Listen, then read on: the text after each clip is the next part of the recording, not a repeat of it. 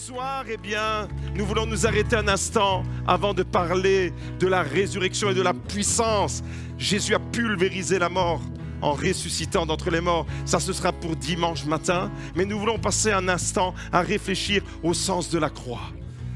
Et nous allons plonger nos regards dans la parole de Dieu ce soir. Et nous allons vivre la réalité de Pâques. Pâques, c'est quoi? Pâques, c'est la mort de la mort par la mort de Jésus. La mort est vaincue. À travers la mort de Jésus, la mort est déclarée morte. Ce sont les pères de l'Église qui ont déclaré cette phrase pour la première fois. Il y a des siècles, au début de l'Église, des hommes du nom de Tertullien, Jean Chrysostome et d'autres pères de l'Église ont proclamé ça. Pâques, c'est la mort de la mort par la mort de Jésus. Est-ce que vous comprenez cette phrase? Pâques, c'est la mort de la mort que tous nous redoutons, la mort qui sera le dernier ennemi que nous allons devoir affronter dans la vie. Elle est vaincue. Et il n'y a qu'une seule personne qui a pu vaincre la mort, c'est Jésus. Et c'est précisément pendant ce temps de Pâques, à travers son sacrifice à la croix, nous le célébrons ce soir, et le tombeau qui est vide, la résurrection, ce sera pour dimanche matin. Dans le règne végétal, il existe un phénomène naturel que Dieu inscrit dans la création qu'on appelle la germination. C'est dans le règne végétal et la germination, c'est quoi? La germination, c'est un processus par lequel une graine, quelle qu'elle soit, se développe pour devenir une nouvelle plante. À partir d'une graine, il va y avoir une germination qui va s'opérer. Le grain, la graine, la semence va mourir et il va se passer quelque chose de l'ordre du miraculeux. Il s'agit d'un processus et pour qu'il y ait cette germination et pour qu'il y ait une nouvelle plante, il faut au préalable que cette graine meure, littéralement. C'est dans la nature. Tous ceux qui sont familiers avec l'agriculture, tous ceux qui savent ce qu'est planter une graine, ensemencer un jardin, savent et connaissent ce phénomène qu'on appelle la germination. Alors, la graine, elle est plantée dans la terre. Ensuite, il faut un apport en eau, en oxygène, en chaleur. Et tout ça va provoquer la germination. Le germe va se former précisément à partir de la rupture de la coque. Et là, il va y avoir une graine qui meurt pour engendrer la vie. Vous me suivez? Vous voyez où je vais vous conduire? Il faut passer par la mort pour que la vie se manifeste. Dans la nature, tous les agriculteurs de la terre connaissent ce processus-là. La graine doit mourir. Et c'est exactement ce que Jésus déclare à propos de lui-même. Dans l'évangile de Jean, chapitre 12, au verset 24, Jésus fait une déclaration extraordinaire. En vérité, je vous le dis, si le grain de blé ne tombe en terre et ne meurt, il reste seul. Mais s'il meurt, il porte beaucoup de fruits. Jean chapitre 12, verset 24. S'il meurt, il porte beaucoup de fruits. Il est nécessaire de passer par cette étape. Avant de parler de la puissance de la résurrection de Pâques, il est nécessaire de parler de la mort de Jésus. Parce que c'est à la croix que Jésus a dit « Tout est accompli ». Et voyez-vous, à travers cette déclaration extraordinaire, on peut comprendre que Jésus avait une connaissance, mais pointue, des lois physiques de la création. Il connaissait ce procédé de la germination, et pour qu'une nouvelle plante naisse, il faut que la graine, il faut que la semence meure. La Bible mentionne souvent l'exemple de la graine pour nous enseigner des leçons spirituelles. Souvent, vous connaissez tous la parabole du semeur. Le semeur sortit et il jeta ses semences. Et dans plein de textes, dans l'Ancien comme dans le Nouveau Testament, la graine est souvent prise en exemple. La semence est souvent prise en exemple pour nous faire comprendre des réalités du royaume de Dieu. Et dans une graine, quelle qu'elle soit, de n'importe quelle plante que ce soit, il y a un potentiel extraordinaire. Est-ce que vous pouvez vous imaginer la plus petite graine que vous pourrez tenir dans votre main? En réalité, cette graine-là, eh bien, elle contient une forêt entière déjà. À travers une graine, eh bien, vous pouvez ensemencer des contrées, des arbres peuvent naître à partir d'une graine. vous mettez une graine d'un pommier. Et puis, vous allez avoir des pommes, vous allez avoir un pommier, et à l'intérieur de ce pommier, il va y avoir des centaines, peut-être même des milliers dans un champ rempli de pommiers, des milliers de pommes. Et dans chacune des pommes, des graines. À partir d'une graine, à partir d'une semence, vous pouvez ensemencer. Et Jésus dit, précisément, il dit que si le grain ne meurt, il ne peut pas porter de fruits. Mais s'il meurt, il donne beaucoup de fruits. Et le fruit de la mort de Jésus, vous savez où il est? Il est devant moi. Vous êtes le fruit de la mort de Jésus. Nous sommes le fruit de son amour. Il porte beaucoup de fruits. Chaque graine peut devenir un arbre dans la nature et même une forêt. Mais pour ça, il y a une loi inconditionnelle que Dieu a inscrite dans la nature. Il faut que la graine meure. Je pourrais garder des graines dans ma poche, je pourrais garder des graines de n'importe quelle espèce végétale dans un tiroir, dans un petit bocal. Elles ne germeront jamais. Elles ne vont jamais se développer, devenir une plante ou un arbre. Pour qu'elles germent et pour qu'elles engendrent la vie, il faut absolument, c'est absolument nécessaire de placer ces graines dans un environnement qui va favoriser la germination. Si vous tenez des semences de tomates, de n'importe quelle plante dans votre tiroir, dans 20 ans, elles seront toujours au même stade quand vous les avez laissées dans le tiroir. Mais si vous prenez ces graines et vous les mettez dans un environnement favorable à la germination, alors, l'environnement favorable, c'est la bonne terre, l'environnement favorable, c'est un bon niveau d'humidité, de chaleur, tout ça va contribuer à la germination et va engendrer la vie. Mon ami, tu es là ce soir pour entendre des vérités du royaume de Dieu. Et j'aimerais te dire, et retiens cette leçon spirituelle, si tu veux germer dans la vie, si tu veux porter du fruit, tu dois mourir à toi-même. C'est une loi du royaume de Dieu. Les lois que Dieu a inscrites dans la nature, elles sont valables pour le royaume de Dieu. Si tu veux vivre pour Dieu, tu dois mourir à toi-même. C'est ce que Jésus dit à Nicodème. Si tu veux voir le royaume de Dieu, tu dois naître de nouveau. Mourir à ton ancienne vie et naître de nouveau. C'est une loi que tu ne peux pas y échapper. Si tu veux voir la puissance de Dieu, si tu veux voir la gloire de Dieu dans ta vie, si tu veux porter du fruit, tu ne pourras jamais porter du fruit et pleinement être vivant sans vivre cette expérience de mort à soi-même. C'est Jésus qui le dit, il faut absolument mourir à soi-même. Tu dois, si tu veux, mon frère, ma sœur, si tu veux germer, si tu veux porter du fruit, combien de personnes voudraient avoir une vie féconde, une vie pleine de fruits, une vie pleine de vie? Combien de personnes ce soir voudraient avoir cette vie, cette vitalité? Oh, je ne vois pas beaucoup de mains se lever. Hein. Ne proclamez jamais la mort sur vous, proclamez la vie. Eh bien, j'aimerais vous dire, hein, mon ami, si tu veux voir du fruit dans ta vie, si tu veux voir la vie se manifester dans ta vie, tu dois évoluer dans un environnement favorable. Tu dois absolument évoluer dans un environnement qui va être favorable à la germination. Voyez-vous, il y a dans la vie des environnements qui ne sont pas favorables à la croissance et au développement. Il y a des environnements qui sont malheureusement propices pour la destruction. Il y a dans ta vie des environnements, c'est-à-dire des réalités environnementales, des relations, des connexions, qui malheureusement vont engendrer la destruction. Mais il y a également des environnements qui vont favoriser la croissance, le développement, et qui vont te donner la possibilité de te développer comme une plante. Si tu prends une plante et que tu ne la mets pas dans la bonne terre, elle ne portera jamais le fruit qu'elle est destinée à porter. Si vous prenez un cocotier et que vous le mettez au pôle Nord, il ne portera jamais des noix de coco. Vous êtes d'accord avec moi? Pourquoi? Parce qu'il n'est pas dans son environnement. Il y a un environnement pour la vie et il y a un environnement pour la mort. Et ce soir, je déclare sur ta vie que tu es dans un bon environnement ici. Et que l'Église, quelle qu'elle soit, qui prêche l'Évangile et la puissance de l'amour de Dieu, est le seul environnement sur cette terre qui est véritablement l'environnement choisi par Dieu, préparé par Dieu, pensé par Dieu pour l'éternité afin que tu puisses te développer.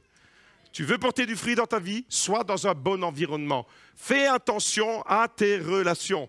Sache que tu dois mourir à toi-même pour vivre la réalité de la puissance de Dieu.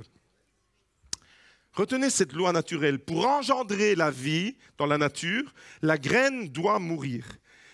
Et au moment où elle meurt, au moment où la graine que vous avez déposée dans la terre, mystérieusement, elle va mourir.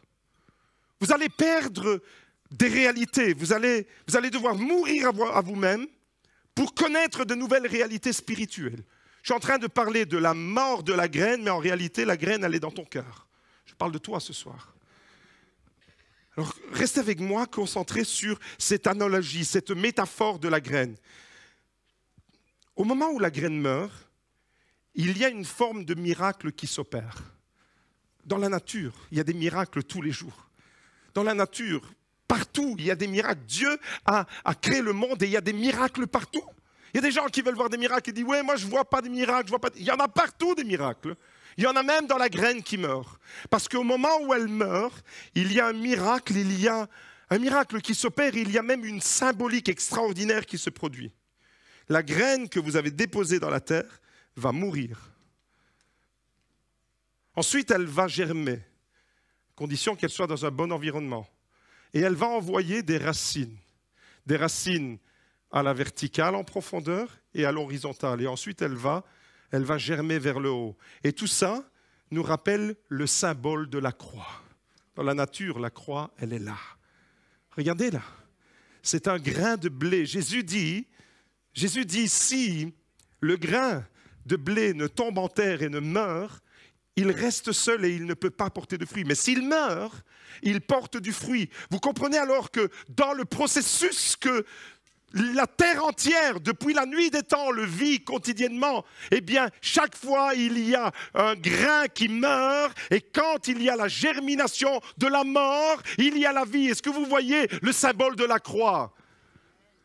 Dans la graine, le symbole de la croix nous rappelle que la vie va bientôt pointer. Là, on est encore sous terre, et bientôt, il va y avoir un germe, il va y avoir une plante qui va percer. Et c'est extraordinaire de voir que Dieu, dans la nature, a inscrit comme une signature en disant, regardez, même dans la moindre graine qui est plantée dans la terre et qui va mourir, j'annonce déjà la vie.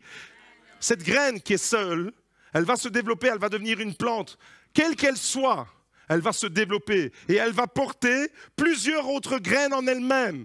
Beaucoup de fruits, dit Jésus. C'est ça le miracle de la croissance exponentielle. Il y a une puissance extraordinaire dans chaque graine. Chaque graine, si vous prenez un gland d'un arbre quelconque, un gland, vous le mettez dans la terre, ça va devenir peut-être un chêne. Vous imaginez, ça va devenir un arbre fruitier. Je ne sais pas de quel arbre, on peut prendre l'exemple de tous les arbres de la terre. Vous le plantez en terre et il va y avoir un arbre qui va porter des fruits et les fruits seront nombreux et chaque fruit va donner. Et vous pouvez reboiser la terre entière à partir d'une seule graine. Ça, c'est ce que tu peux faire toi. Tu peux influencer ton environnement. Si tu vis la réalité de la mort de Jésus en toi et de la puissance de la croix en toi, eh bien cette puissance qui n'est pas une puissance de mort, parce que la puissance de mort de Jésus devient pour toi une puissance de vie. Voilà pourquoi Jésus a dit tout est accompli. Il ne nous amène pas dans la mort pour nous laisser dans la mort. À travers la mort de Jésus, il se passe quelque chose. Et vous avez compris alors que la mort de Jésus, c'est comme la mort d'une graine. Par sa mort, il engendre la vie. Comme une graine qui a été plantée dans la terre. Et c'est pour cette raison que les pères de l'Église avaient l'habitude de dire que Pâques, c'est la mort de la mort par la mort de Jésus. Parce que la mort a été vaincue à travers le sacrifice de Jésus. La mort est dépouillée. 750 ans avant la venue de Jésus, un prophète du nom d'Ésaïe avait annoncé de façon extraordinaire, nette et précise la personne de Jésus et sa mission, et on découvre ça. C'est sûrement la prophétie la plus précise que nous trouvons dans la Bible, Ésaïe 53. On va découvrir ensemble ce merveilleux texte d'Ésaïe 53. Vous devez comprendre que l'homme qui a prononcé ces paroles et qui les a écrites a vécu 750 ans avant Jésus. Ok ? Il n'a jamais rencontré physiquement Jésus comme nous on se rencontre. 8 siècles avant Jésus. Cet homme inspiré par l'Esprit de Dieu va nous faire un portrait extraordinaire, va décrire des choses à l'avance de façon précise, mais d'une précision, il n'y a que Dieu qui peut faire ça. Il n'y a que Dieu qui peut inspirer un tel homme pour qu'il prononce de telles paroles. Il s'est élevé comme un rejeton, la graine. Il s'est élevé comme un rejeton, comme une racine qui sort d'une terre assoiffée. Voilà comment Jésus est présenté. Comme il est comparé à un rejeton, à une plante, à une racine qui sort d'une terre assoiffée. Il n'avait ni apparence ni éclat. Chaque fois que vous entendez une vérité concernant Jésus, soyez en adoration. Ne soyez pas comme si vous entendiez le téléjournal ce soir. Ne soyez pas installés comme si vous étiez en train de suivre les infos d'RTL TVI. Vous êtes en train d'être connectés avec la puissance de la parole de Dieu. Alors chaque fois qu'il y a une déclaration de la puissance de la parole de Dieu qui est prononcée dans ton cœur, il doit y avoir une montée de sève. Et la montée de la sève, c'est la louange, c'est l'adoration, c'est l'émerveillement de dire « Waouh, Seigneur, je suis émerveillé ». Soyez émerveillés par la beauté et par la puissance de la parole de Dieu. Jésus, Ésaïe nous dit, il n'avait ni apparence ni éclat pour que nous le regardions. Son aspect n'avait rien pour nous attirer. Méprisé et abandonné des hommes, homme de douleur et habitué à la souffrance, semblable à celui devant qui l'on se voile la face. Il était méprisé. Nous ne l'avons pas considéré. Certes, ce sont nos souffrances qu'il a portées. C'est de nos douleurs qu'il s'est chargé. Et nous l'avons considéré comme atteint d'une plaie, comme frappé par Dieu et humilié. Mais il était transpercé à cause de nos crimes, écrasé à cause de nos fautes. Le châtiment qui nous donne la paix est tombé sur lui. Et c'est par ses meurtrissures que nous sommes guéris. Nous étions tous errants comme des brebis. Chacun suivait sa propre voie. Et l'Éternel a fait retomber sur lui la faute de nous tous. Il a été maltraité, il s'est humilié et il n'a pas ouvert la bouche. Semblable à l'agneau qu'on mène à la boucherie, à une brebis muette devant ceux qui l'attendent. Il n'a pas ouvert la bouche. Il a été emporté par la violence et le jugement. Dans sa génération, qui s'est soucié de ceux qu'il était retranché de la terre des vivants à cause des crimes de mon peuple, de la plaie qui les avait atteints? On a mis sa tombe parmi les méchants, son sépulcre avec le riche. Quoiqu'il n'ait pas commis de violence et qu'il n'y ait pas eu de fraude dans sa bouche, il a plu à l'Éternel de le briser par la souffrance. Après s'être livré en sacrifice de culpabilité, il verra une descendance. Il verra le fruit. La graine est morte et le fruit est là. C'est vous, c'est nous, c'est l'Église, c'est la foule des myriades et des myriades de tous les enfants, le peuple de Dieu dans toutes les générations. Voilà le fruit de son sacrifice. Il verra une descendance et prolongera ses jours et la volonté de l'Éternel s'effectuera par lui après les tourments de son âme. Parce que Jésus a été tourmenté. Il a été tourmenté. À Gethsémane, il a été tourmenté. Il rassasiera ses regards par la connaissance qu'ils auront de lui. Connais Jésus. Connais Jésus. Connais Jésus. Fais tous les efforts que tu peux fournir pour connaître davantage Jésus. Parce que c'est la chose la plus précieuse que tu puisses connaître, c'est la personne de Jésus. C'est pas la chose, c'est la personne, c'est l'être le plus extraordinaire que tu puisses connaître, c'est Jésus. Ne connais pas des choses sur Jésus, connais le cœur de Jésus. Familiarise-toi avec qui est Jésus et une relation avec Jésus. Et plus tu vas connaître Jésus, plus tu seras heureux et plus sa vie, elle va être transférée en toi. L'ADN de Jésus est en toi, la sève de la graine est en toi et toi aussi tu porteras du fruit pour le royaume de Dieu et pour la gloire de Dieu. Et pour ça, tu as besoin d'aller chercher ta sève en lui. C'est extraordinaire cette prophétie. Après les tourments de son âme, il rassasiera ses regards par la connaissance qu'ils auront de lui. Mon serviteur juste justifiera beaucoup d'hommes et se chargera de leurs fautes. Et je vous invite à dire avec conviction, avec foi, avec puissance, un amen qui retentit et qui fait trembler les murs de cette église. Je n'entends rien. 8 siècles avant Jésus, 750 ans avant Jésus, le prophète Ésaïe annonce le plan rédempteur de Dieu de façon nette et précise. C'est extraordinaire. Et ce qui est frappant alors dans cette prophétie, ce qui est même troublant, c'est l'exactitude et la précision de tous les détails. C'est la prophétie la plus précise concernant la vie de Jésus. Et j'aimerais dire ce soir, j'aimerais lancer un message à tous les sceptiques, à tous ceux qui ont du mal à croire la parole de Dieu, à tous ceux qui pourraient douter de la parole de Dieu. Je veux leur répondre que la prophétie d'Ésaïe 53 est une des plus belles preuves de l'exactitude de la prophétie de la parole de Dieu. 8 siècles avant l'avènement de Jésus, un prophète décrit sa vie et surtout sa mort et la manière avec laquelle il va venir nous sauver, nous racheter. Par ses meurtrissures, nous sommes guéris. Le châtiment qui nous donne la paix, si tu veux la paix maintenant, c'est parce qu'il y a eu un châtiment qui est tombé sur quelqu'un et le châtiment qui nous donne la paix aujourd'hui, il est tombé sur lui. Voilà qui est Jésus. Celui qui a tout accompli à la croix, dans le tout est accompli. Quand Jésus prononce cette parole, tout est accompli à la croix, il pense à ce texte-là. Toutes les paroles, les unes après les autres, prononcées 8 siècles avant la venue de Jésus, par le prophète Ésaïe qui décrit de façon détaillée, point par point, la venue de Jésus, sa mort, l'effet de sa mort sur nous, l'effet de la mort sur nous produit la vie. La mort de la mort par la mort de Jésus, c'est ça Pâques. Jésus prononce une parole extraordinaire sur la croix. Tout est accompli. Toutes ces paroles qu'on a lues en Ésaïe 53, 8 siècles avant Jésus, elles sont toutes accomplies les unes après les autres. C'est d'une puissance extraordinaire. Le sacrifice de Jésus avait été annoncé. Ce n'est pas quelque chose qui est arrivé comme ça, un accident de parcours. C'est clair. Ésaïe est clair, il est net, il est précis. Il n'y a pas de confusion possible. Et c'est extraordinaire et l'élément le plus troublant et le plus important qui se dégage de la prophétie d'Ésaïe. L'élément le plus important, c'est que la vie se manifeste à travers la mort de Jésus.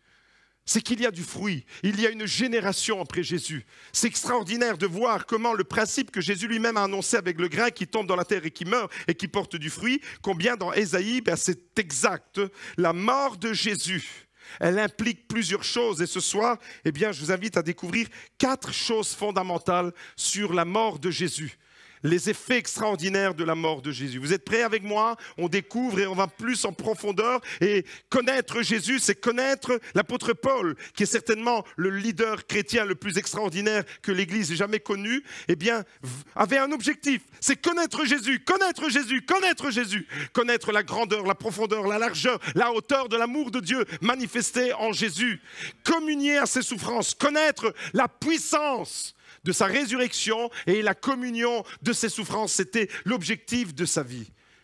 Et il faudrait que ce soit l'objectif de notre vie. On a plein d'objectifs dans la vie. On se fixe des objectifs, des buts qu'on voudrait atteindre dans la vie, à titre personnel, à titre familial, à titre professionnel. Mais j'aimerais te dire, l'objectif le plus important que tu puisses fixer pour ta propre vie, c'est de connaître Jésus. Connaître Jésus et connaître encore plus Jésus. Parce que quand tu connais Jésus, c'est lui qui fait la différence dans ta vie. Alors vous êtes prêts avec moi? On va découvrir davantage. On va découvrir 4 facettes de la mort de Jésus. Quelles sont les implications? C'est quoi la mort de Jésus en réalité? Premièrement, la mort de Jésus, c'est la mort d'un innocent qui a été condamné pour avoir trop aimé.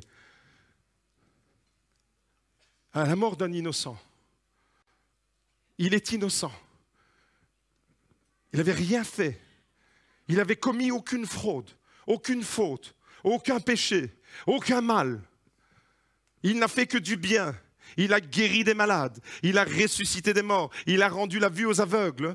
Il a remis sur pied des hommes et des femmes que le diable avait jetés par terre et avait piétinés.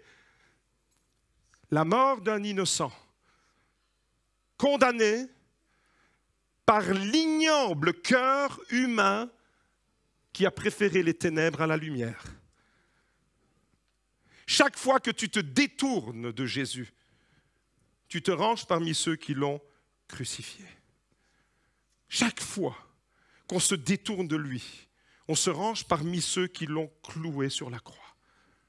La mort d'un innocent qui a été condamné pour avoir trop aimé. Même Pilate qui détient le pouvoir politique en place. Il y avait les chefs religieux, il y avait les juifs, il y avait les religieux juifs, les sadducéens, il y avait tous ceux qui ont voulu conduire Jésus à la mort, mais il y avait une autorité politique en place, c'était l'Empire romain, et c'était les Romains qui décidaient. Ponce Pilate qui se retrouve devant Jésus, même lui qui détient le pouvoir suprême, a reconnu l'innocence de Jésus. La mort de Jésus, c'est la mort d'un innocent. Autrement dit, c'est une profonde injustice quand on y pense. Mais c'est à travers cette injustice-là que nous pouvons être justifiés. C'est à travers l'injustice que lui a accepté d'endosser qu'il peut nous offrir d'être justes devant Dieu. Quand tu comparaîtras devant Dieu, tu croiras peut-être que tu es condamnable, que tu n'es pas juste. Et puis Dieu te dira, mais tu es juste. Pas parce que tu es propre juste de toi-même, parce que tu es le meilleur, parce que tu as fait des choses pour te justifier, parce que tu as accepté Jésus. Et la justice de Jésus, le péché, ton péché a été transféré sur lui, et sa justice a été transférée sur toi. Extraordinaire! La mort de la graine produit la vie. Sur la croix, ton péché, le tien, le mien, le péché de l'humanité tout entière, tout a été transféré sur les épaules de Jésus. Et c'est la raison pour laquelle le Père, là on assiste à un moment le plus poignant de toute la révélation biblique. C'est à la croix que ça se passe. C'est à la croix parce que Jésus regarde la foule et il dit, Père, pardonne-leur parce qu'ils ne savent pas ce qu'ils font. C'est un innocent qui est condamné à mort. Mais au moment où il dit « Père, pardonne-leur » parce qu'ils ne savent pas ce qu'ils font, le Père s'est détourné du Fils. Le Père n'a pas regardé le Fils. Le Père a dû retourner ses yeux. Pourquoi? Pourquoi le Père a-t-il détourné son regard de son Fils à ce moment-là? Pour quelle raison? Parce que tout le péché de l'humanité était sur Jésus. Il a été fait péché, c'est-à-dire que ton péché, mon péché, le péché de chacun reposait sur lui. Étant donné que Dieu est 3 fois saint, il ne peut pas voir le péché, il s'est détourné. C'est la raison pour laquelle Jésus sur la croix a dit « Eli, Eli, lama sabachthani » mon Dieu, pourquoi m'as-tu abandonné? Jésus a été abandonné. Et il a été abandonné du Père. Pourquoi il a été abandonné du Père? Pour que toi, tu ne sois jamais abandonné. C'est lui qui a été abandonné à ta place. C'est lui qui a pris le péché à ta place. La condamnation, c'est lui qui l'a endossé à ta place. Tout ça, c'est l'œuvre d'un innocent. Un innocent qui meurt. Vous êtes innocent, on vous arrête. On vous conduit au tribunal. Et puis, c'est la chaise électrique. Vous êtes condamné, vous n'avez pas commis de crime, vous n'avez rien fait pour mériter ça. C'est révoltant. La mort d'un innocent qui paye pour des coupables est innocent. Eh bien, c'est exactement ce que Jésus a fait à la croix. C'est la mort d'un innocent qui a été condamné pour avoir trop aimé des coupables comme toi et moi. C'est à cause de ton péché que Jésus est mort. Ce n'est pas à cause des Romains. Ce n'est pas à cause des Juifs. Ce n'est pas à cause des chefs religieux. Jésus est venu donner sa vie pour te sauver. Toi, le coupable, moi, le coupable, nous tous, les coupables, c'est à travers son sacrifice. C'est seulement à travers son sacrifice. Nous devions être jugés par Dieu. Le jugement a été dévié sur Jésus. C'est ça la croix. La croix, c'est quoi? Eh bien, c'est ça. C'est la mort d'un innocent qui a été condamné pour avoir trop aimé. Pilate reconnaît son innocence. Luc chapitre 23, verset 14, quand Jésus se présente devant Pilate. Pilate convoqua les principaux sacrificateurs, les chefs et le peuple, et leur dit « Vous m'avez amené cet homme comme entraînant le peuple à la révolte. Voici, je l'ai interrogé devant vous et je ne l'ai trouvé coupable d'aucune faute dont vous l'accusez. Vous entendez? Jésus a été accusé à tort et même Pilate a reconnu qu'il était parfaitement innocent. Hérode non plus. Hérode non plus. Car il me l'a renvoyé et voici cet homme n'a rien fait qui soit digne de mort. Cet homme n'a rien fait qui soit digne de mort. Il ne méritait pas ce qu'il a reçu. Et pourtant, vous connaissez la suite. Malgré le fait que Ponce Pilate fait de telles déclarations, Jean chapitre 18, verset 38, Pilate dit « Je ne trouve aucun motif de condamnation en lui. » Mais malgré ça, Jésus a quand même été condamné. Jésus est quand même mort sur la croix. Qu'est-ce qui a poussé Jésus alors en tant qu'innocent? Il n'y a qu'une chose qui a motivé Jésus. C'est toi, toi et toi. Il ne peut pas supporter un instant l'idée de passer l'éternité sans toi. C'est pour ça qu'il s'est sacrifié pour toi. Il ne peut pas imaginer un seul instant comme un papa et une maman. Imaginez, vous êtes papa et maman. Vous n'avez pas envie de passer l'éternité, vous, au ciel et vos enfants en enfer. C'est insupportable. Eh bien Dieu, ça lui est insupportable d'imaginer qu'on passe l'éternité en enfer. Et la seule motivation, ce qui a poussé Jésus à la croix, ce qui a tenu Jésus suspendu à la croix, ce ne sont pas des clous, c'est son amour pour toi. C'est ça qui l'a maintenu sur cette croix. Lui, l'innocent qui paie pour des coupables.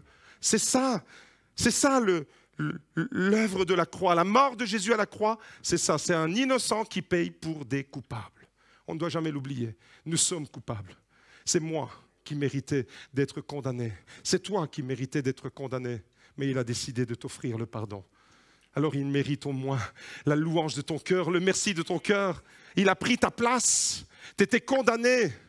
Tu étais dans les couloirs de la mort. Quelqu'un est venu ouvrir la cellule et te dit « Sors, tu es libre maintenant. C'est moi qui vais payer pour toi. C'est moi qui vais aller à la guillotine. C'est moi qui vais aller sur la chaise électrique. C'est moi qui vais subir l'injection létale. Moi, je vais mourir pour toi. Tu peux sortir. J'ai décidé de prendre ta condamnation. » C'est exactement ce qui s'est passé quand Jésus est mort sur la croix.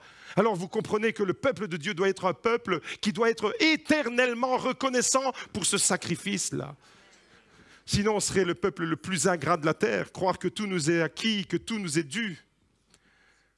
La mort de Jésus, c'est la mort d'un innocent. Deuxièmement, la mort de Jésus, c'est la preuve qu'il t'aime à la folie. C'est extraordinaire. Avec mes petits-enfants, on leur apprend en français et en italien. Combien t'aimes, Nono? À la folie et à la pazzia. À la folie et à la pazzia. À la pazzia, dites avec moi, à la pazzia, à la folie.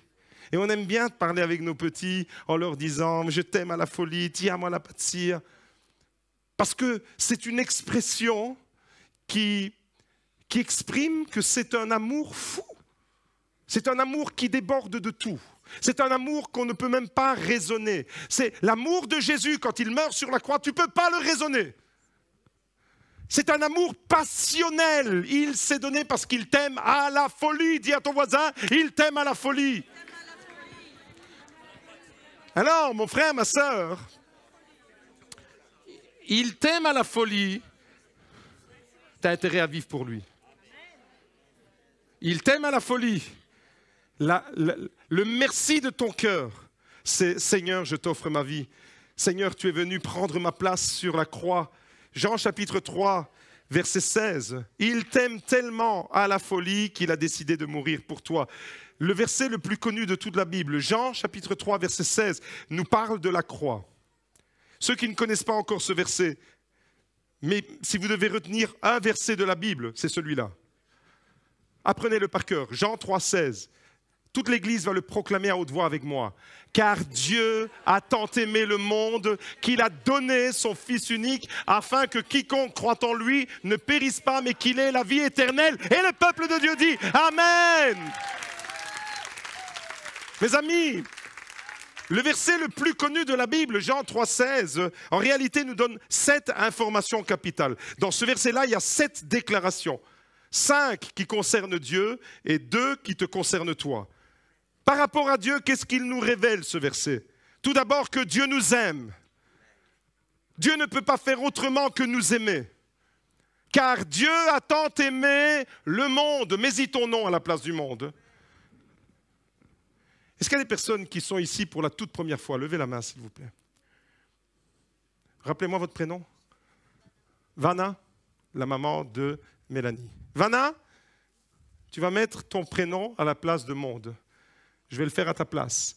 Car Dieu a tant aimé Vanna qu'il a donné son Fils unique afin que Vanna croie en lui et qu'elle ne périsse pas, mais qu'elle ait la vie éternelle. Est-ce que tu peux dire amen à ça? Est-ce qu'il y a quelqu'un qui est habitué de ce lieu? Levez la main. Alléluia! Soyons encore plus nombreux à être habitués de ce lieu. Vanna, à partir d'aujourd'hui, elle va être habituée de ce lieu aussi, je le déclare au nom de Jésus. Eh bien, vous qui êtes habitués, proclamez ce verset en mettant votre nom. Et émerveillez-vous toujours. Vous savez, on ne peut pas banaliser l'amour de Dieu. C'est tellement intense. On ne peut pas banaliser l'amour de Dieu. Des fois, on considère les choses comme si elles étaient normales. Non, Dieu a décidé de t'aimer. Et Dieu a décidé de t'aimer à la folie. Dis à ton voisin, il t'aime à la folie. J'entends pas l'église, proclamez-le à ceux qui sont en direct avec nous. Il y a plein de gens qui nous suivent sur YouTube et sur Facebook. Est-ce que vous pouvez leur dire, il t'aime à la folie? Ça, c'est Dieu. Et c'est à la croix. C'est à la croix que ça se passe. La première chose qu'on apprend sur Dieu dans ce verset, qui est le verset le plus connu, c'est que Dieu t'aime. Et qu'il t'aime à la folie. La deuxième chose, c'est que son amour est devenu un cadeau pour toi. Il t'aime tellement qu'il a donné. Un don, c'est un cadeau. Son amour devient un cadeau. Ce n'est pas simplement un sentiment. L'amour de Dieu n'est pas un sentiment. L'amour de Dieu est un acte concret. Il s'est donné. Il a donné. Quand vous donnez quelque chose, c'est un cadeau. Quand vous vendez quelque chose, ce n'est pas un cadeau. Vous faites une transaction. Mais quand vous donnez quelque chose, par exemple, je sens ce soir qu'il y a plein de gens qui ont décidé de me donner 1 000 €. Il ne faudra pas le lendemain venir me les réclamer, donner ses données et reprendre ses volets. Vous comprenez que le don, c'est un cadeau. Eh bien, l'amour de Dieu est devenu un cadeau. Et ce cadeau, troisièmement, son cadeau le plus précieux, ce n'est pas qu'il nous a fait un cadeau, qu'il nous a donné 1 000 €, 10 000 €, 100 000 €, 1 milliard d'euros. Le cadeau le plus précieux, et c'est la troisième chose que ce verset nous révèle, c'est que ce cadeau-là, c'est son Fils unique. Ce qui faisait de son cœur de père l'objet de tout son amour éternel, il te l'a donné. Il y avait une communion parfaite dans l'éternité, il y avait une communion parfaite entre le Père, le Fils et le Saint-Esprit. Une relation d'amour indescriptible. Et par amour pour toi, cette communion entre le Père et le Fils a été brisée à la croix. Eli, Eli, lama sabachthani. Mon Dieu, pourquoi m'as-tu abandonné? À la croix, Jésus a été abandonné. Vous imaginez ce que ça a coûté à Dieu? L'amour dont tu es bénéficiaire ce soir, aujourd'hui, tu es aimé de Dieu, il t'aime à la folie, ça a coûté quelque chose de cher, de ce qu'il avait de plus cher. Combien de personnes seraient prêtes à sacrifier leur enfant? Tu vas avoir des comptes à rendre à tes enfants. Aïe, aïe, aïe. On ne va pas dire c'est qui? J'ai vu une main se lever. Tu n'avais pas compris. Mais je vais l'expliquer. C'est combien de personnes seraient prêtes à sacrifier leur enfant? Personne. Je ne sacrifierai jamais mon enfant pour sauver la vie de quelqu'un d'autre. Vous êtes d'accord avec moi? Mais si le Père a sacrifié son Fils, imagine-toi combien il t'aime. Imagine-toi, c'est là que tu dois mesurer, comme on l'a chanté tout à l'heure, la valeur de la croix. Mais si le Fils n'est pas Dieu, alors le Père, il a sacrifié son Fils et c'est de la lâcheté. Mais étant donné que le Fils est Dieu, Dieu le Fils s'est sacrifié lui-même. Vous voyez la réalité? Tu ne peux pas sacrifier ton Fils, mais tu peux te sacrifier toi. Et c'est exactement ce que Jésus a fait. L'amour de Dieu, il est parfait. Premièrement, ce verset nous apprend que Dieu nous aime. Deuxièmement, ce verset, le verset le plus célèbre de la Bible, le plus connu, Jean 3,16, on va encore le proclamer. Car Dieu a tant aimé le monde qu'il a donné son Fils unique, afin que quiconque croit en lui ne périsse pas, mais qu'il ait la vie éternelle. Premièrement, Dieu nous aime. Troisièmement, son amour est devenu le cadeau le plus précieux que nous puissions tous recevoir. Troisièmement, ce cadeau-là, c'est son Fils unique. Quatrième déclaration qui concerne Dieu dans ce verset, il ne veut pas te voir périr en enfer. Il ne supporte pas l'idée que tu sois en enfer, éternellement séparé de lui, dans les tourments éternels, quand tu vas fermer les yeux sur cette réalité. Je me suis souvent, en tant que pasteur, retrouvé devant des personnes qui sont vraiment au bout de leur vie, fatiguées, ils n'en peuvent plus, et ils me disent, je veux juste faire une chose, c'est me supprimer. J'ai pensé même à mettre fin à ma vie. Je dis, mais pourquoi tu veux faire ça? Pour fuir une souffrance? Et tu crois que quand tu vas fermer les yeux, la souffrance que tu as fuie, tu ne vas pas la retrouver? Mais elle sera 1 million de fois plus intense, cette souffrance-là. Parce que tu seras du mauvais côté. Et quand tu fermeras les yeux, si tu n'es pas du bon côté, eh bien c'est des tourments éternels. Et c'est exactement pour t'éviter ça que Jésus est venu mourir sur la croix. C'est exactement pour ça. Et la quatrième chose qu'on apprend dans ce verset, c'est qu'il ne supporte pas et qu'il ne veut pas te voir périr, afin que quiconque croit en lui ne périsse pas. Dites avec moi, je ne veux pas périr. Dieu ne veut pas que tu périsses. Et la cinquième vérité qu'on découvre concernant Dieu, c'est qu'il nous offre la vie éternelle.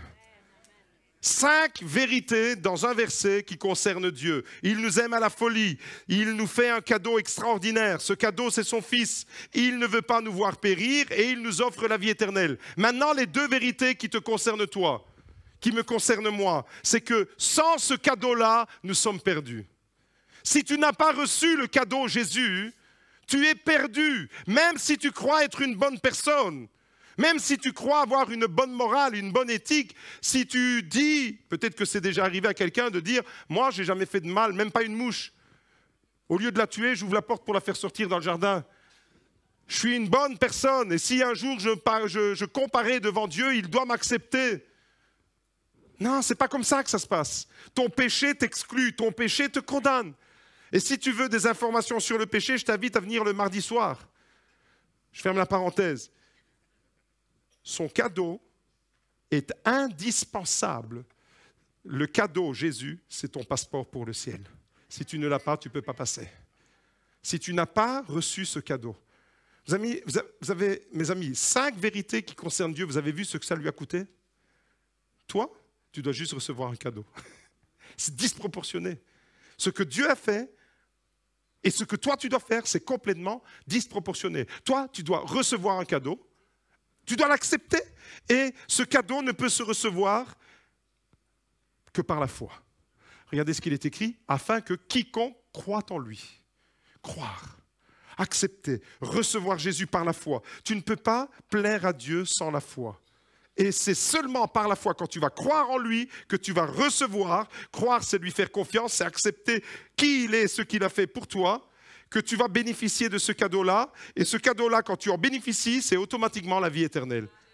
La vie éternelle! Dites avec moi, j'ai la vie éternelle en Jésus. Jean chapitre 3 verset 16, je pense que vous l'avez lu 10 000 fois dans votre Bible, mais peut-être que vous ne l'aviez jamais compris comme ça. 5 vérités qui concernent Dieu, 2 vérités qui te concernent. Mes amis, à tous ceux, absolument à tous ceux qui n'ont pas une belle image d'eux-mêmes, il peut y en avoir ce soir au milieu de nous, des personnes qui se dévalorisent, des personnes qui n'ont pas une estime positive, à tous ceux qui disent « je ne vaux pas grand-chose », à tous ceux qui disent « je ne vaux rien », j'aimerais dire que l'Évangile répond avec un message extrêmement puissant. Jésus dit « rappelle-toi que j'ai versé mon sang pour toi. Souviens-toi que je suis mort pour toi et n'oublie jamais que j'ai donné ma vie pour toi. » Alors, mon frère, ma soeur, mon ami, toi qui es là, et peut-être que quand tu te regardes, tu te dis « mais ma vie, elle n'a pas beaucoup de valeur et je ne vaux rien et je ne suis rien et je ne suis rien et je ne suis rien. » Ne dis jamais « je ne suis rien ». Ne dis jamais je ne vaux rien. Parce que Jésus est mort pour toi et il n'est pas mort pour rien. Et si tu es rien, alors ça veut dire que Jésus est mort pour rien, parce qu'il est mort pour toi. Vous me suivez? Ne déclare jamais de telles paroles. Tu as une valeur inestimable. Peut-être qu'on t'a dit que tu n'avais pas de valeur. Peut-être qu'on t'a humilié et qu'on t'a dévalorisé. Peut-être que quelqu'un, peut-être même que les personnes les plus proches de toi, celles qui auraient dû te valoriser et t'élever, t'ont rabaissé, t'ont humilié, t'ont dit tu vaux rien. Tu n'arriveras jamais à rien de bon. Combien d'enfants ont été déclassés par leurs propres parents? Combien d'enfants ont été déclassés par des éducateurs dans les écoles, par des instituteurs et des institutrices?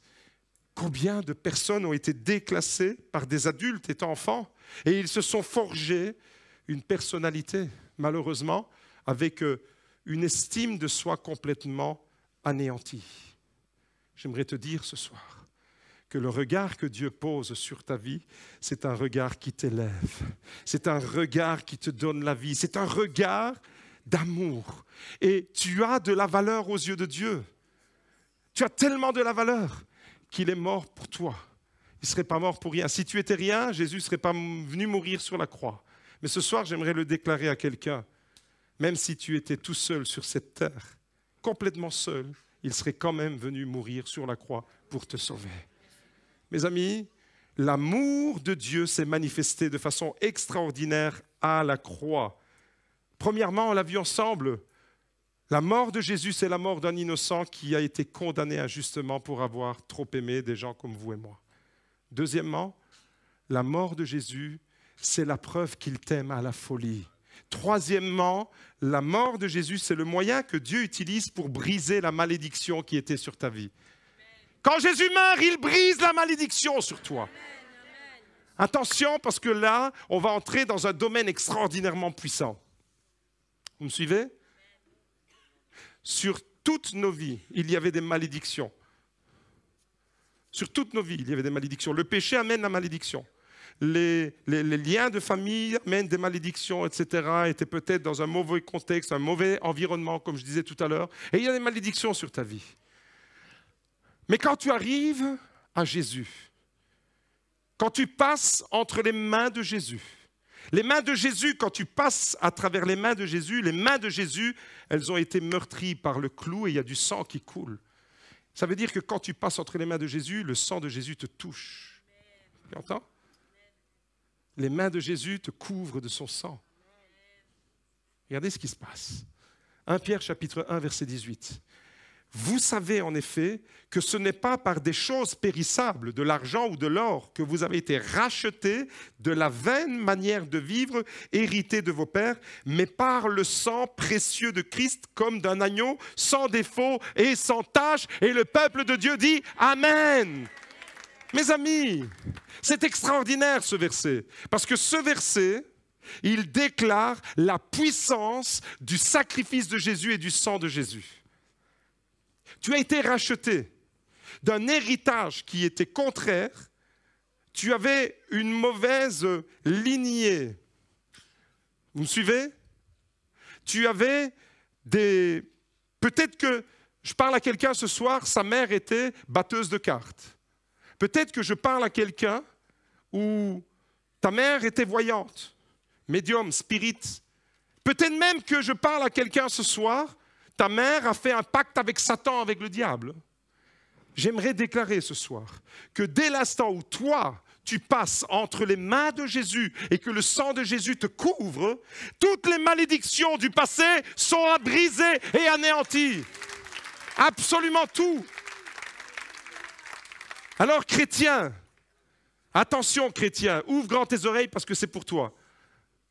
Quand tu es passé réellement par l'œuvre de la croix, quand la puissance du sacrifice de Jésus s'est manifestée dans ta vie, tu n'as plus besoin de courir après Pierre, Paul, Jacques, les prophètes, les pasteurs qui imposent les mains pour faire des délivrances par-ci, des délivrances par-là, parce que tu auras encore des démons, parce que tu auras encore des liens et une hérédité spirituelle, des liens ancestraux, des liens des pères, etc.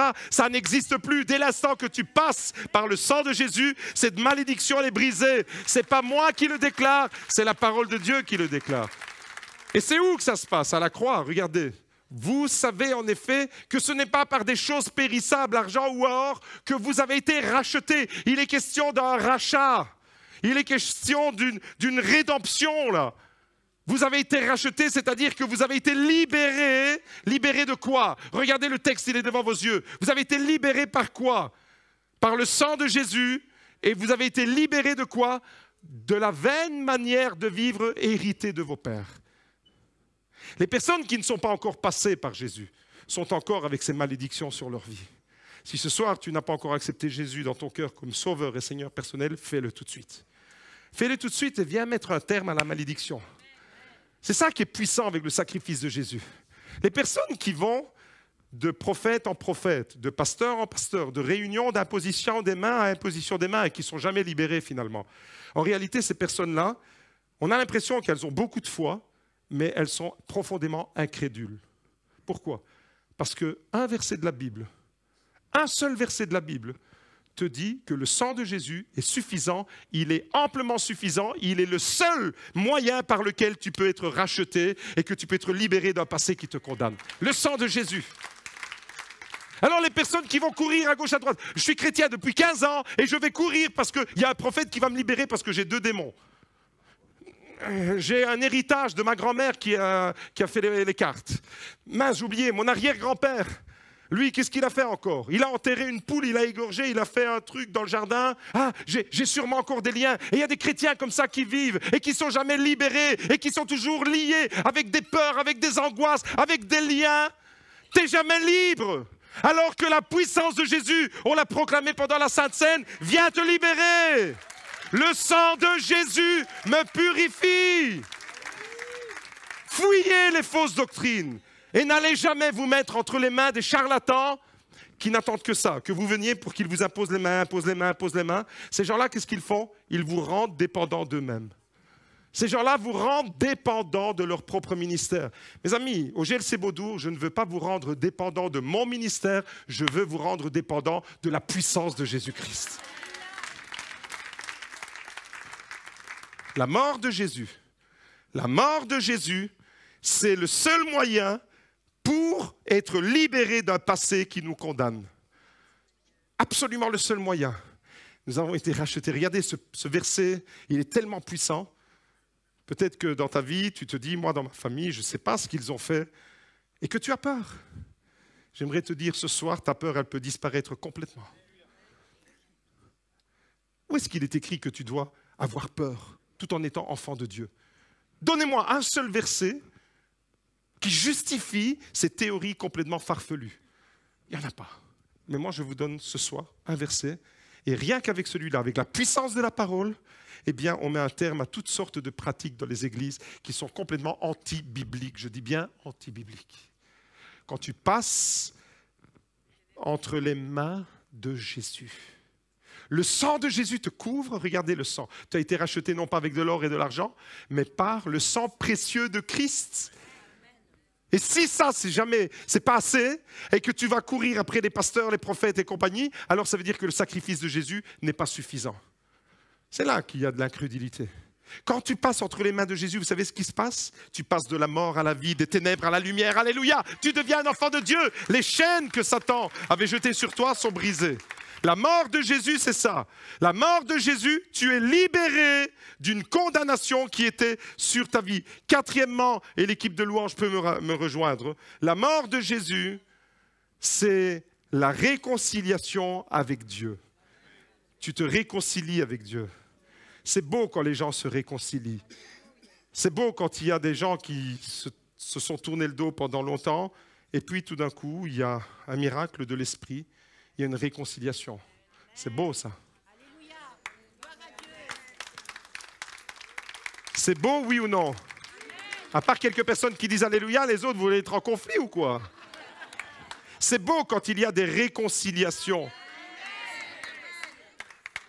Mais c'est encore plus beau quand il y a une réconciliation avec le Créateur. Parce que sans Jésus, tu ne peux pas être réconcilié avec Dieu. Parce que ton péché te condamne. Colossiens chapitre 1, verset 19. Regardez comment Dieu nous a réconciliés avec lui. Car il a plu à Dieu de faire habiter en lui c'est en Jésus, toute plénitude et de tout réconcilier avec lui-même, aussi bien ce qui est sur terre que ce qui est dans les cieux, en faisant la paix par lui, par le sang de sa croix. Comment est-ce que tu peux être réconcilié par le sang de Jésus, par l'œuvre de la croix? Tant que tu ne passes pas par la croix, voilà pourquoi Jésus, il est vraiment indispensable.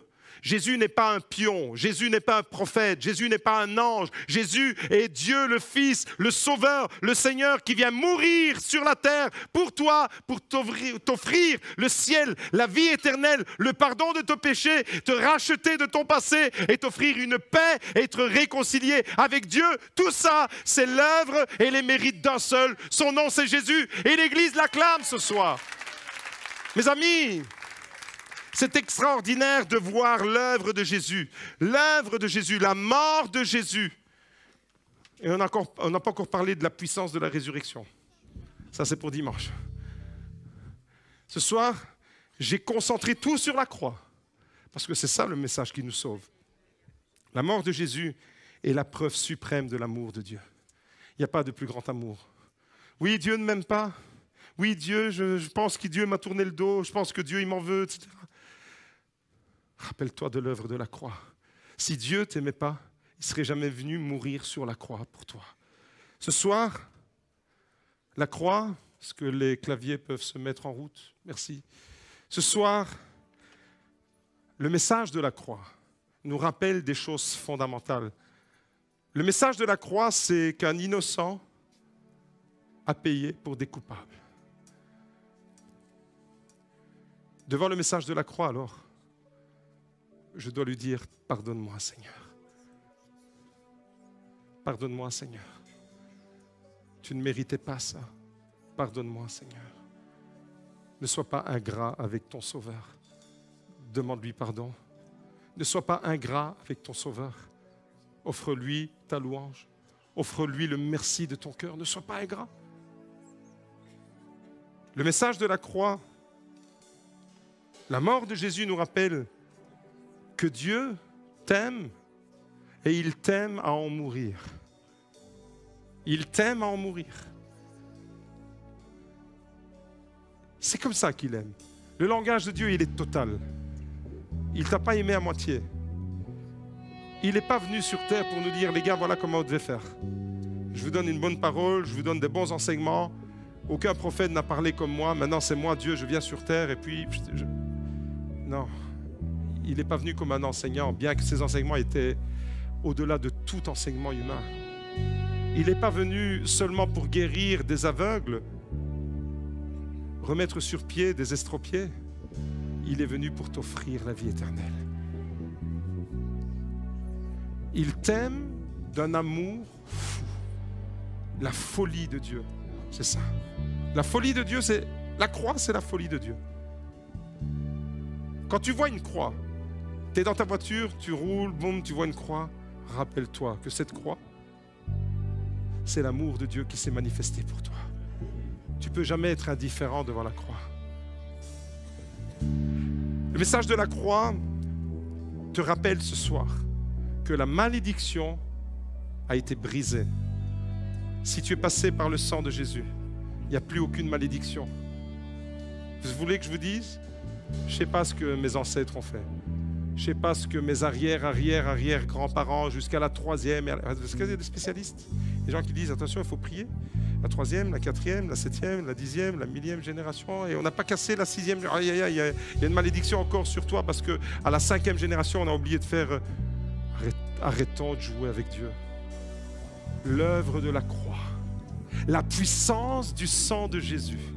J'ai besoin que de ça. Et quand je passe par le sang de Jésus, je suis libéré, je suis racheté. La malédiction n'existe plus. Je m'en fous de ce que mes ancêtres ont fait. Ça n'a plus aucune incidence sur moi parce que je suis un enfant de Dieu. J'ai été lavé par le sang de l'agneau. Si ton père continue à trafiquer avec les cartes, avec les voyants, et qu'il continue à allonger son argent chez les voyants, tu t'en fous. Tu t'en fous royalement. Pas que tu t'en fous pour lui, mais pour ta vie spirituelle, ça n'a aucun impact. Prie pour lui pour qu'il soit délivré. Tu t'en fous pas pour lui, mais tu n'as pas peur des effets. Pourquoi? Parce que le sang de Jésus t'a lavé, t'a purifié. Ce soir, l'œuvre de la croix, mon frère, ma sœur, tu réalises qu'à travers l'œuvre de la croix, tu te réconcilies avec Dieu. Il y a quelqu'un qui doit faire la paix avec Dieu ce soir. Il y a quelqu'un qui doit se réconcilier avec Dieu. Il y a quelqu'un qui doit redécouvrir c'est quoi cette paix profonde dans ton cœur. Dans ton cœur, tu manques de paix. Où est-ce que tu peux aller trouver cette paix? Dans les expériences humaines, dans les aventures? Non. Tu vas faire des expériences, tu vas te casser la figure, tu vas te tourmenter ton âme, tu ne seras jamais satisfait, tu seras culpabilisé. Le seul moyen de vivre une paix profonde, c'est de te réconcilier avec Dieu, de vivre en relation avec lui. Comment est-ce que je peux être réconcilié avec Dieu? En passant par l'œuvre de la croix. Mon frère, ma sœur, j'aimerais te dire que la croix est la démonstration ce soir. La démonstration de l'amour, du pardon. Tu as besoin d'amour. Combien de personnes ont besoin d'amour? C'est à la croix que ça se passe. Dis à ton voisin, c'est à la croix que ça se passe. La croix, c'est la démonstration de l'amour. La croix, c'est la démonstration du pardon, de la grâce, du don de la vie. C'est la passion même de Jésus, la croix. Il t'aime passionnément. C'est ça la croix. La croix, c'est un sacrifice parfait.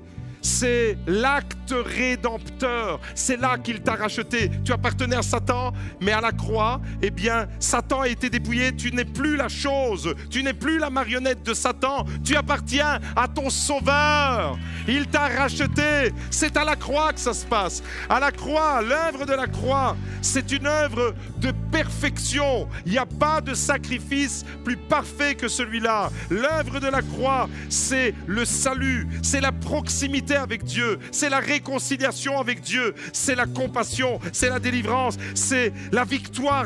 L'œuvre de la croix, c'est ma victoire. Déclare-le. L'œuvre de la croix, c'est ma victoire. L'œuvre de la croix, c'est un triomphe. L'œuvre de la croix, c'est un nouveau départ. Tu peux prendre un nouveau départ parce que tu passes par la croix et tout est effacé. Tu as foiré toute ta vie. Ta vie passée, c'était un désastre. Tu passes par l'œuvre de la croix, tu passes par la croix ce soir et tu as une nouvelle possibilité, tu as une deuxième chance, tu as un nouveau départ qui est devant toi. L'œuvre de la croix, elle a des répercussions éternelles. C'est ton éternité qui dépend de l'œuvre de la croix. Alors ce soir, j'aimerais le déclarer. J'aimerais le déclarer sur ta vie, j'aimerais le déclarer pour ma propre vie. J'aimerais te dire, voilà mon ami, voilà mon frère, ma soeur, voilà Église GLC Beaudour, ce que Dieu a fait pour toi. Voilà ce que Jésus a fait pour toi en mourant sur la croix. Toutes ces choses qu'on vient de découvrir et bien d'autres encore. Voilà pourquoi la mort de Jésus ne peut jamais laisser quelqu'un indifférent. Tu ne peux pas passer à côté de la mort de Jésus en disant « ça ne m'intéresse pas ». Parce que ce serait cracher sur l'acte le plus extraordinaire qui a été posé parmi les hommes, parmi les êtres humains, l'amour de Dieu manifesté à la croix. Ce soir, j'aimerais te dire, ma vie a été complètement transformée au moment où j'ai compris l'œuvre de la croix. Au moment où j'ai compris l'œuvre de la croix, c'est à ce moment-là que ma vie a complètement été basculée. Jusque-là, j'avais des compréhensions d'un Dieu créateur, d'un Dieu qui aime les gens. Mais je n'avais pas compris l'œuvre de la croix. Mais un jour, j'étais dans une réunion comme celle-ci. Et le pasteur a prêché. J'avais presque 19 ans. Et là, j'ai compris. J'ai compris que Jésus est mort pour moi. J'ai vraiment compris ce que signifie Jésus qui meurt pour moi. Si dans cette église, il y a quelqu'un qui n'a pas compris ça, c'est le moment de le comprendre.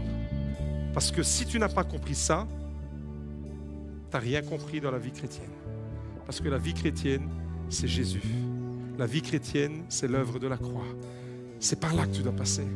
Et avant de comprendre les prophéties de la fin des temps, l'Antichrist, le règne de ceci, le règne de cela, comprends la croix. Comprends la croix. Va à fond dans la croix. Comprends à fond le message de la croix. C'est ça que tu as besoin. Tu dois te réapproprier, tu dois comprendre le message de la croix. Et moi, ma vie, elle a été complètement chamboulée, complètement métamorphosée dès cet instant-là. C'est comme ça que la vie d'un jeune homme de 18-19 ans a complètement basculé et que j'ai donné ma vie tout entière à Dieu en lui disant « Seigneur, à partir d'aujourd'hui, je réalise ce que tu as fait pour moi. Je veux t'offrir ma vie, je t'offre mes mains, mes épaules, mes pieds, mon cœur, mon âme, ma langue, ma bouche, ma tête, mon être tout entier. Je te l'offre parce que je veux te servir et je veux que ce message de la croix que j'ai compris aujourd'hui, eh bien, je puisse le partager et le proclamer à tous ceux qui ne le connaissent pas encore. Et ce soir, devant vous, 29 mars 2024, c'est exactement ce que je fais. Je vous parle de l'œuvre de la croix, le message le plus bouleversant que la terre ait jamais connu. Ce soir, toi aussi, toi qui es là, je parle à des chrétiens, je parle à des personnes qui sont habituées de ce lieu, mais qui peut-être n'ont pas encore tout à fait compris le message de la croix. Ce soir, j'aimerais te dire, toi aussi, tu peux dire avec moi, Seigneur Jésus, parce que tu es mort pour moi, je veux vivre pour toi. Parce que tu es mort pour moi, la graine est morte, mais le fruit est là. La graine est morte, mais il a engendré la vie. Et parce que tu es mort pour moi, je veux vivre pour toi. Seigneur Jésus, combien de personnes sont prêtes à dire avec moi ce soir, Seigneur Jésus, je t'offre ma vie. Seigneur Jésus, je t'offre ma vie comme si c'était la toute première fois, comme si j'étais jamais venu dans une réunion chrétienne. Je t'offre ma vie, Seigneur. Je t'offre mon cœur. Est-ce que toi, ce soir, tu veux faire avec moi cette déclaration? Seigneur Jésus, j'ai besoin de ton amour. Je n'entends rien. Est-ce que tu peux dire ce soir, Seigneur Jésus, j'ai besoin de ton amour. J'ai besoin de ton pardon. Allez-y, Église, proclamez-le. J'ai besoin de ta grâce. Je n'entends rien. Allez-y, Seigneur Jésus, j'ai besoin de ta grâce. J'ai besoin de ta vie. J'ai besoin de ta paix. J'ai besoin de ta puissance. J'ai besoin de comprendre ton sacrifice. Seigneur Jésus, j'ai besoin de comprendre la perfection de ton amour. Seigneur Jésus, j'ai besoin de vivre cette proximité avec toi. Je veux vivre pleinement ma délivrance. Il y a quelqu'un ce soir qui est encore lié par des chaînes. Lié par les chaînes de la pornographie, lié par les chaînes des mauvaises relations sexuelles. Mais ce soir, tu peux faire la déclaration et demander à Dieu, Seigneur, je veux vivre ta délivrance en moi. Je veux être libéré de ces chaînes. Je veux être purifié par ton sang. Le message de la croix, il est valable aujourd'hui. Le message de la croix, il est encore efficace. Le sang de Jésus qui a coulé il y a 2000 ans est encore efficace ce soir pour venir se poser sur toi, pour te laver, pour te purifier, pour te pardonner. C'est ça le message de la croix. Est-ce que tu peux le dire avec moi, Seigneur, ce soir? Seigneur Jésus, je veux et j'ai besoin de ta compassion. J'ai besoin d'être réconcilié avec toi. J'ai besoin de vivre pleinement cette paix. J'ai besoin d'entrer dans une vie de victoire, Seigneur Jésus, avec toi. Je n'entends plus l'Église. Seigneur Jésus, j'ai besoin de vivre une vie victorieuse avec toi. Est-ce que l'Église peut l'exprimer? Est-ce que l'Église peut le déclarer? Seigneur Jésus, ce soir, j'ai besoin d'un nouveau départ. Allô? Un nouveau départ, avec ta grâce, avec ta vie, avec ta paix, avec le fruit de ton esprit, avec tout ce que tu voudras faire en moi. Je t'offre mon cœur, Seigneur, et je suis profondément reconnaissant pour le sacrifice que tu as accompli à la croix. Je suis profondément reconnaissant pour la puissance que tu as manifestée à la croix. Et ce soir, Seigneur, je veux prendre un engagement devant toi. Je veux vivre pour l'œuvre de la croix. Je veux vivre parce que ma valeur, pour connaître ma valeur, si je ne sais pas combien je vaux, je dois regarder à la croix. Parce que c'est là que Jésus a payé le prix. Tu as la valeur à la hauteur du sang de Jésus qui a coulé à la croix. Le sang de Jésus est inestimable. Donc, tu as une valeur, dis-le à ton voisin, tu as une valeur inestimable parce que Jésus a versé son sang pour toi. Combien de personnes ce soir veulent dire avec moi, on va lever les mains, on va terminer ce moment et on va dire, Seigneur Jésus, j'ai vraiment besoin de toi. Pardonne-moi parce que je me suis éloigné de la croix. Pardonne-moi parce que je n'ai pas toujours compris la croix. Pardonne-moi parce que ton sang, je n'ai pas toujours capté l'efficacité de ton sang. Et je me suis mis entre les mains des hommes et des femmes et j'ai été entraîné à toutes sortes de choses qui ne sont pas de toi. Pardonne-moi parce que j'ai méprisé ta parole. Pardonne-moi parce que je n'ai pas compris la puissance de ton sang qui me libère d'un passé familial, qui me libère et qui me rachète. Pardonne-moi, Seigneur. Et je reviens, Seigneur, ce soir, je reviens au cœur de la croix. Je reviens là où tu as dit, tout est accompli. Un amour parfait. Combien de personnes ce soir voudraient dire, Seigneur, je veux vivre ça. On va lever les mains et on va lui dire, merci.